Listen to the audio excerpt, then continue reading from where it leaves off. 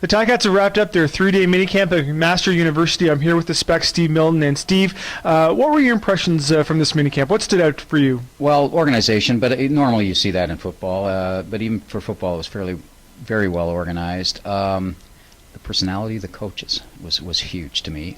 Every one of them has a big personality that tells you something about Kent Austin. He's not afraid to have people of that sort of outgoingness. And I think overall, team speed. As we've said earlier, you and I, this team's been getting faster over the 3 or 4 years. It was one of Bob Obilovich's great desires, and this team is faster than last year, at least from the bare bones that we see here right now.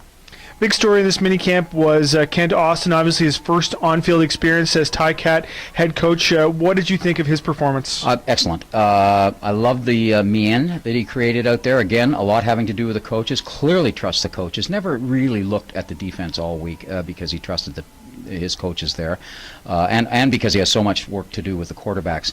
The other two things that I saw that were very important, one was the teaching, and a lot of the players talked about that. They talked about this is the most teaching they've had for some time in these things. I mean, there's only been 3 minicamps, but it was purely teaching. And the second thing was repetition, which basically it ties to fundamentals, and that's a big Kent Austin thing from what I can see in the early stages of getting to know him well. And everybody repeats in football, but there were some drills that they just kept going at, not necessarily Austin's drills, although he certainly did with quarterbacks.